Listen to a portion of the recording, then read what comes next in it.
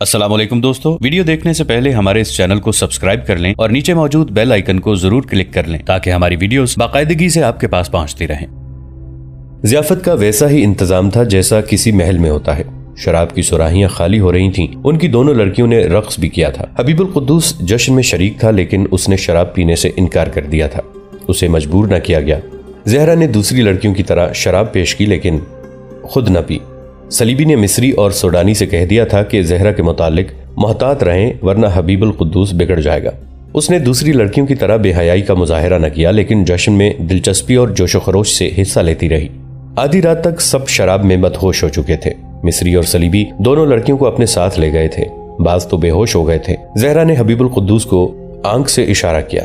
वो वहां से उठ गया। जहरा ने उसके कमरे में जाकर झांका जहां मिस्री और सोडानी लड़कियों को ले गए थे। वो दोनों आदमी और लड़कियां बरहना हालत में वहां पड़े हुए थे। उनमें से कोई भी होश में नहीं था। जहरा को मालूम था कि हथियार कहाँ रखे हैं। वो एक बर्ची, एक तलवार और 2 कमाने और तीरों से भरे 2 तरकश उठा लाई। हबीबुल कुद्दूस उसके इंतजार में खड़ा था। उसने जहरा के हाथ से तलवार ली, एक कमान और तरकश अपने कंधों से लटकाया और दूसरी जहरा के कंधों से लटका दी और बर्ची उसी के पास रहने दी। इन सबको कत्ल करके ना भागा जाए, जहरा ने हबीबुल कुद्दूस से पूछा। यहां से फौरन निकलना ज्यादा जरूरी है, हबीबुल कुद्दूस ने कहा। मुझे दरिया तक ले चलो। जहरा ने दरिया तक रास्ता देखा हुआ था। अगर पहले ये रास्ता ना देखा होता तो वो दोनों वहां से कभी ना निकल सकते। जहरा आगे आगे चल पड़ी। वो दबे पांव जा रहे थे और उनके कान और सर उधर की आवाजों पर लगे हुए थे। हबीबुल कुद्दूस ने तलवार और जहरा ने बर्ची तान रखी थी। जहरा हबीबुल कुद्दूस को कश्ती तक ले गई जो छुपा कर रखी गई थी। दोनों ने कश्ती खोली, उसमें बैठे और निहायत आहिस्ता आहिस्ता चप्पू मारने लगे ताकि आवाज पैदा न हो। हर लम्हा डर था कि कहीं ना कहीं से कोई आदमी निकल आएगा या कहीं से तीर आएगा। कुछ भी ना हुआ। कश्ती पहाड़ियों के तंग रास्ते में से निकल गई और दरिया का शोर शुरू हो गया। अल्लाह का नाम लो और एक चप्पू तुम संभाल लो, हबीबुल कुद्दूस ने जहरा से कहा। तुम जिहाद में हिस्सा लेने की ख्वाहिशमंद रहती थी। अल्लाह ने तुम्हें मौका दिया है। हम अभी खतरे से नहीं निकले। कश्ती को दरिया के दरमियान में चलाते हैं। एक चप्पू जहरा ने और दूसरा हबीबुल कुद्दूस ने ले लिया और दोनों कश्ती खेने लगे। पहाड़ियों के स्याह भूत पीछे हटते और छोटे होने लगे। उन दिनों दरियाई नील किनारे से किनारे तक भरा हुआ था और पूरा जोबन पर था। किनारों के साथ साथ बहाव पुरसुकून था। दरमियान में बहुत तेज और सरकश लहरें उठ रही थीं। हबीबुल कुद्दूस को वहां तक नहीं जाना चाहिए था, लेकिन किनारे के साथ साथ जाना भी पुरखतर था। जो ही कश्ती तेज बहाव में पहुंची, यूं लगा जैसे किसी कुव्वत ने उसे अपनी तरफ घसीट लिया हो। कश्ती तेजी से बहने और ऊपर उठने और गिरने लगी। हबीबुल कुद्दूस ने जहरा से कहा, घबराना जाना, हम डूबेंगे नहीं। मैं जरा समत देख लूं। आप मेरी फिक्र न करें, जहरा ने कहा। डूब गए तो क्या हो जाएगा, इन काफिरों की कैद से तो निकल आए हैं। हबीबुल कुद्दूस ने आंखें सुकेड़कर पहाड़ों की तरफ देखा जो अब जमीन के उभार की तरह नजर आ रहे थे। फिर उसने आसमान की तरफ देखा और पुरजोश लहजे में बोला, मैं इस जगह को पहचानता हूँ। इस पहाड़ी खत्ते की सहरा वाली तरफ अपने दस्तों को पहाड़ी जंग की मशक करा चुका हूँ, लेकिन ये दाईं तरफ से मैं वाकिफ नहीं था। हम सीधे काहिरा जा रहे हैं। नील हमें बड़ी तेजी से काहिरा ले जा रहा है। अल्लाह का शुक्र अदा करो, ये खुदाई मदद है। अल्लाह नियतों को पहचानता है, लेकिन हमें काहिरा से पहले एक और जगह रुकना है। कुछ दूर आगे दरिया का मोड़ है, उसके करीब हमारी फौज की एक चौकी है। दरियाई गश्त के लिए उनके पास कश्तियां हैं। इस चौकी की नफरी में से उन सब आदमियों को पकड़ सकूंगा, मगर वो बेदार हो जाएंगे। मुझे उम्मीद है कि कल दोपहर तक उनमें से कोई भी बेदार नहीं हो सकेगा, जहरा ने कहा। मेरे हाथ उन्होंने शराब खासी ज्यादा पी ली थी और मैंने आखिरी भरी हुई सुराही से उन्हें जो एक एक प्याला पिलाया था उसमें खाकी से रंग का थोड़ा सा सफूफ मिला दिया था। वो क्या था? उन लड़कियों पर मैंने जिस तरह एतमाद पैदा कर लिया था वो तो आपको हर रात तन्हाई में बताती रही हूँ, जहरा ने कहा। कल की बात है कि उन्होंने हशीश दिखाई और उसका इस्तेमाल समझाया। फिर मुझे उन्होंने एक डब्बिया खोलकर ये सफूफ दिखाया और कहा कि बाज आदमियों को बेहोश करना जरूरी होता है। ये चुटकी भर सफूफ शरबत, पानी या खाने में मिला दो तो आदमी बेहोश हो जाता है। उसे जहां ची चाहे उठाकर ले जाओ। आज रात जब मैं शराब के मटके से आखिरी सुराही भरने लगी तो उसमें इस डब्बिया से आधा सफूफ उसमें मिला दिया था। अगर उसका असर वैसा ही है जैसा लड़कियों ने बताया है तो उन्हें कल शाम तक होश में नहीं आना चाहिए। हबीबुल कुद्दूस ने आंखें सुकेड़कर पहाड़ की तरफ देखा और पुरजोश लहजे में बोला, मैं इस जगह को पहचानता हूँ। उसके आंसू फूट आए। ये जज्बात की शिद्दत और खिराज तहसीन के आंसू थे। उसने रुंधी हुई आवाज में कहा, मैंने तुम्हें बहुत सख्त आजमाइश में डाल दिया था जहरा। मैंने तुम्हें जिस दुनिया का भेद लेने को कहा था वो गुनाहों की गलीज मगर बड़ी हसीन दुनिया है। तुमने मेरे लिए बहुत बड़ी कुर्बानी दी है, आपके लिए नहीं, इस्लाम की अजमत के लिए, जहरा ने कहा। मैं आपकी शुक्रगुजार हूँ कि आपने मुझे ये मुकद्दस फ़र्ज़ अदा करने का मौका दिया। आप शायद मुझ पर एतबार न करें, गुनाहों की पुरकशिश दुनिया में जाकर भी अपना दामन गुनाह से पाक रखा है। ये भी अच्छा हुआ कि मुझे यहाँ लाया गया तो उन्होंने मुझे आपके साथ तन्हा रहने दिया, वरना आप मुझे बता ना सकते कि ये लोग आपको बगावत कराने के लिए अगवा करके लाए हैं और मुझे इन लड़कियों में बेहया और शौख लड़की बनकर ये जाहिर करना है कि मुझे आपसे नफरत है और मैं इससे भागना चाहती हूँ। आपने जब मुझे उन लड़कियों की खसलतें और उनके कमालात बताए और कहा कि मैं भी ऐसी ही बन जाऊं तो मैं घबरा गई थी, क्योंकि मैं तो तसव्वुर में भी ऐसा नहीं कर सकती थी। लेकिन ये बड़ी ही अजीब बात है कि ये हरकतें और ये सब बातें मुझसे बगैर कोशिश के हो गईं और खुदा ने मुझे कामयाबी अता फरमा दी। अगर ये लड़कियां मुझे दरिया तक का रास्ता ना दिखाती तो हम वहां से कभी ना निकल सकते। क्या आपने मुझे इसी काम के लिए यहाँ बुलाया था? नहीं, हबीबुल कुद्दूस ने कहा, यह सूरत तुम्हारे आने से अद खुद पैदा हो गई थी। मैंने कुछ और सोचा था। तुम्हें इस्तेमाल अपनी रिहाई के लिए ही करना था, तुम्हें फर्जी पैगाम रसां बनाना था, लेकिन इन लड़कियों ने तुम में किसी और ही दिलचस्पी का इजहार किया तो मेरे दिमाग में यह तरकीब आ गई जिस पर तुमने निहायत खूबी से अमल किया और अब हम आज़ाद हैं। मैंने इन लोगों पर एतमाद कर लिया था। मेरा ख्याल यह था कि ये लोग गैर मामूली तौर पर चालाक होते हैं, लेकिन हम लोग अपने होश और ईमान कायम रखें तो ये लोग अहमक हैं। मेरे साथ जिस आदमी को तुमने देखा था ये अपने आप को मिस्री मुसलमान जाहिर करता था।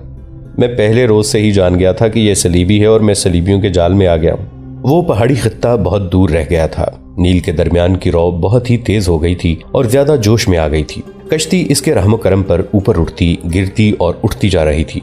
चप्पू बेकार थे। दरिया के जोश और कहर में जो इजाफा हो गया था उससे अंदाजा ये हो रहा था कि दरिया तंग हो गया है और आगे मोड़ है। ये वही मोड़ था जिस पर कुछ आगे फौज की चौकी थी। अचानक कश्ती रुकी और घूम गई। हबीबुल कुद्दूस ने चप्पू थाम लिए। दरिया का शोर बहुत बढ़ गया था। कश्ती एक चक्कर में घूमने लगी। कश्ती भंवर में आ गई थी। हबीबुल कुद्दूस ने पूरी ताकत से चप्पू मारे मगर भंवर के चक्कर की ताकत बहुत ज्यादा थी। कश्ती काबू में न रही थी। उसे अपने दोनों मुसाफिरों समेत दरिया की तह में जाना था। जहरा, हबीबुल कुद्दूस ने चिल्लाकर कहा, मेरी पीठ पर आ जाओ। जहरा उसकी पीठ पर सवार हो गई और बाजू उसकी गर्दन के गिर्द लपेट लिए।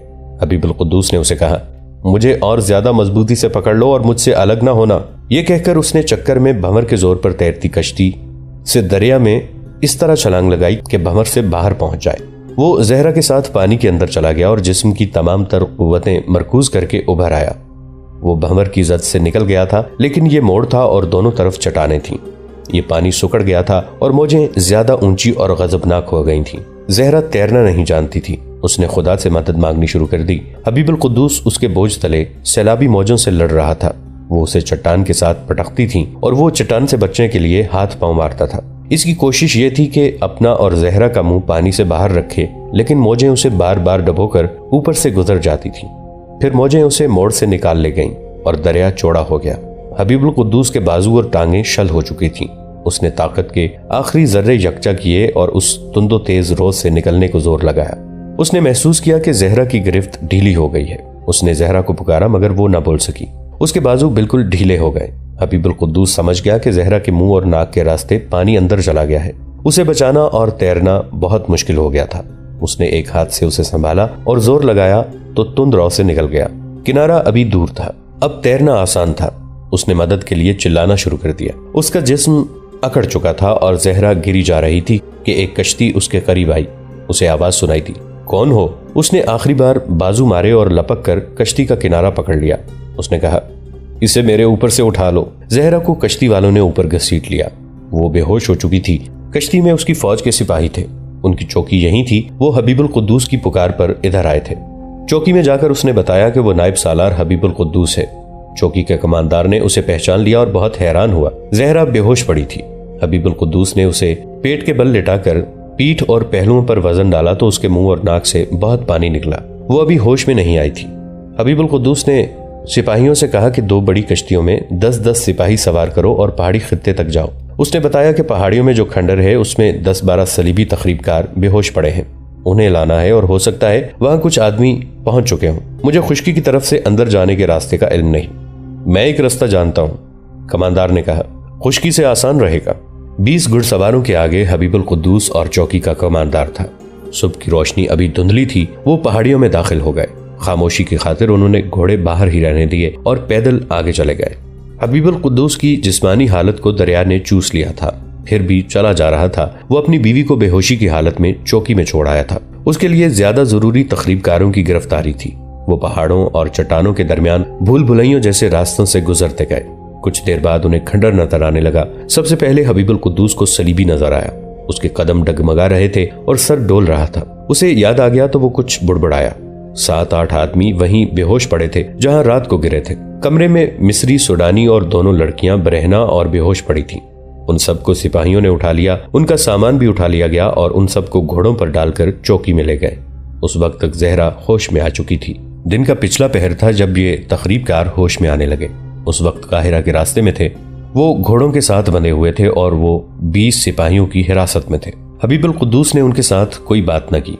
काफिला चलता रहा। आधी रात के बाद अली बिन सुफियान के मुलाजिम ने उसे जगाया और कहा कि अमीर बुलाते हैं।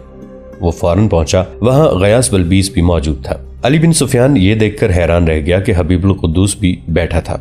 उसने उन तमाम फौजी और गैर फौजी हाकिमों के नाम बताए जो उसे खंडर से मालूम हुए थे। ये गद्दार थे। उन्हें बगावत में शामिल होना और कामयाब कराना था। कायम मकाम अमीर के हुक्म से उसी वक्त उन सब के घरों पर छापे मारे गए और सबको गिरफ्तार कर लिया गया। उनके घरों से जो ज़र जवाहिरात बरामद हुए थे वो उनके जुर्म को साबित कर रहे थे।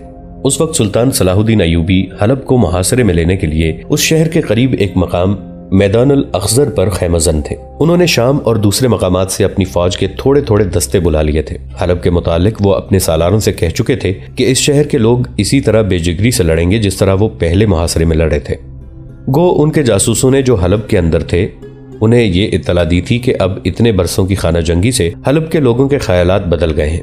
ख्यालात बदलने के सुल्तान अयूबी ने भी जमीन दोज एहतमाम किए थे। अब वहां का हुक्मरान सुल्तान इमादुद्दीन था जिसे लोग ज्यादा पसंद नहीं करते थे। फिर भी सुल्तान अयूबी किसी खुशफहमी में मुब्तला न हुए। उन्होंने इधर उधर से दस्ते मैदानुल अख्दर में जमा कर लिए। वो अपने सालारों को आखिरी हिदायत दे रहे थे कि काहिरा का कासिद पहुंचा। उसने जो पैगाम दिया उसे पढ़कर उनका चेहरा चमक उठा। उन्होंने बुलंद आवाज से कहा, मेरा दिल कह रहा था कि हबीबुल कुद्दूस मुझे धोखा नहीं देगा। अल्लाह इस्लाम की हर बेटी को ज़हरा का जज्बा और ईमान दे।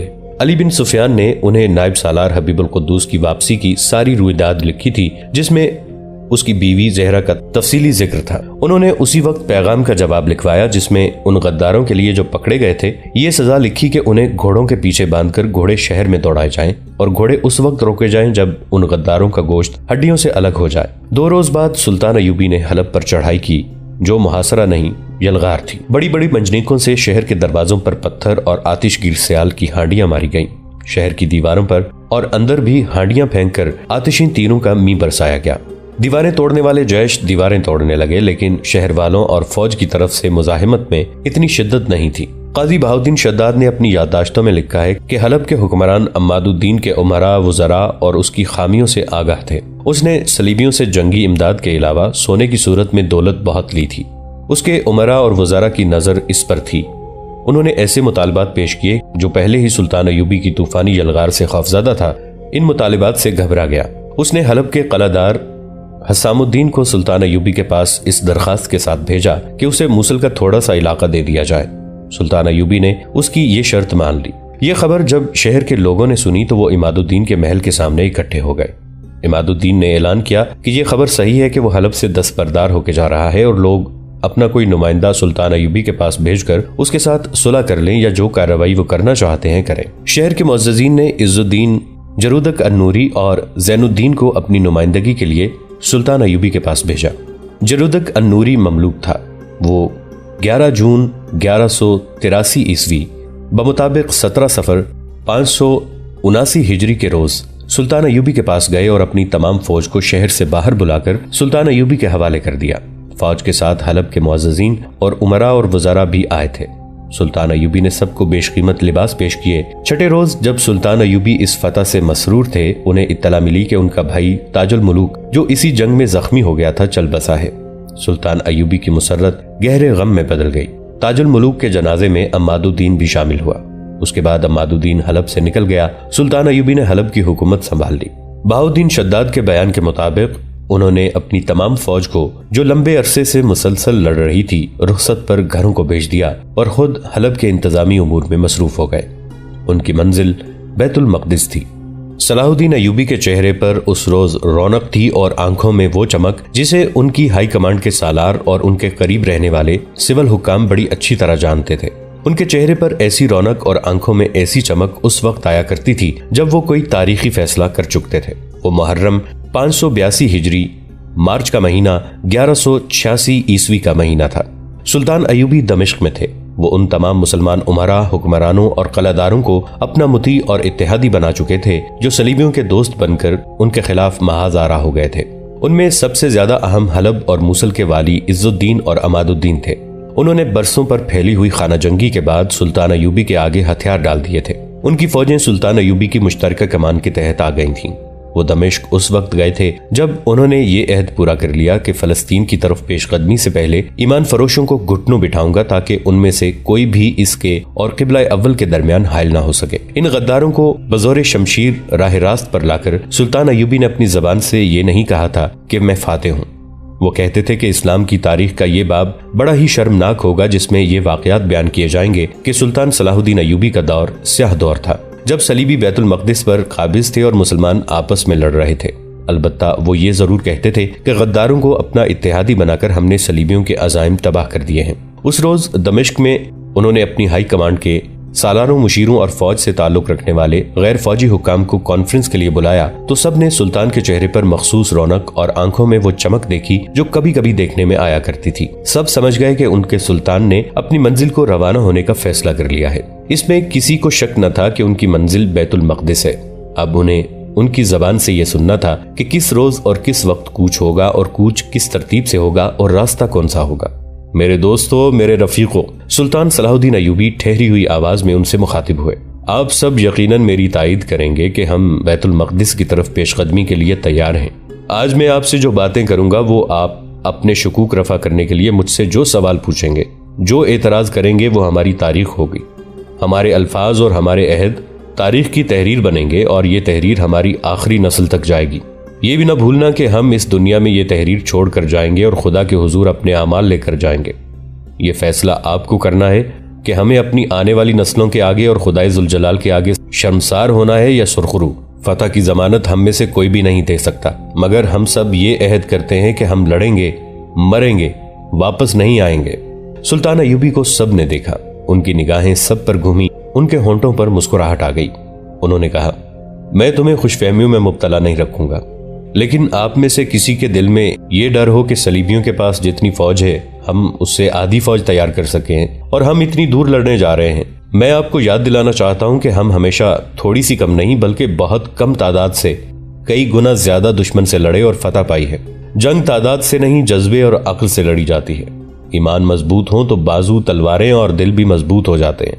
हमारे पास ईमान की कमी नहीं, अक्ल की भी कमी नहीं। अपने ईमान को मजबूत रखें और अक्ल को इस्तेमाल करें। हम में से कोई एक भी नहीं जो अपनी और दुश्मन की फौजी ताकत का मुवाजना कर रहा हो। छापामारों के सालार सारिम मिस्री ने उठकर कहा और अपने साथियों पर नजरें दौड़ाई। हर एक ने उसकी तायद की। सारिम मिस्री ने कहा, अलबत्ता यह देखना जरूरी है कि हम बैतुल मक़दिस तक किस तरफ से और किस अंदाज से पहुंचेंगे। एहतियात लाजमी है। हम तकब्बुर से गुरेज और हकीकत को तस्लीम करेंगे। मैंने आपको यही बताने के लिए बुलाया है। सुल्तान अयूबी ने कहा, मैंने पेशकदमी और जंग का मंसूबा आपके मशवरों से तैयार किया है और मैंने कई रातों की सोच के बाद फैसला किया है कि हमारी पहली मंजिल हत्तीन होगी। आप सब हत्तीन की जंगी अहमियत से आगाह हैं।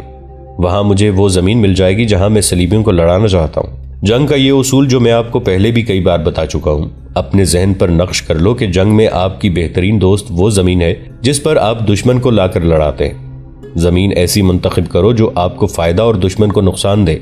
ये जमीन हमें हित्तीन के इलाके में मुयस्सर आएगी, बशर्ते कि आप बरकरफ्तारी, राजदारी और पहलकारी से इस जमीन तक पहुंच जाएं और दुश्मन को तमाम फायदों से महरूम कर दें। हित्तीन के इलाके में बुलंदियां भी हैं और पानी भी। आप बुलंदियों और पानियों पर कब्जा कर लें तो समझ लें कि आप आधी जंग जीत गए। लेकिन दुश्मन को ऐसी जमीन पर लाना आसान काम नहीं। अगर हमारे मंसूबे की एक भी कड़ी पर अमल ना हुआ तो सारा मंसूबा तबाह हो जाएगा और तबाही हमें वहां तक ले जाएगी जहां से वापसी नामुमकिन होगी। मेरा ख्याल है कि हम इस माह के वस्त तक दमिश्क से कूच कर सकेंगे। मैंने हलब और मिस्र कासिद भेज दिए हैं। उन्हें तेज रफ्तारी से कम पड़ाव करके फौजें भेजनी हैं जो हमें रास्ते में मिलेंगी। दोस्तों, आज के लिए इतना ही। इसी कहानी की अगली किस्त के साथ बहुत जल्द हाजिर होंगे। नीचे कमेंट सेक्शन में अपनी राय का इजहार जरूर कीजिएगा। हमारे इस चैनल को सब्सक्राइब करके नीचे मौजूद बेल आइकन को भी जरूर क्लिक कीजिएगा। अगली मुलाकात तक के लिए हमारा और आपका अल्लाह निगहबान।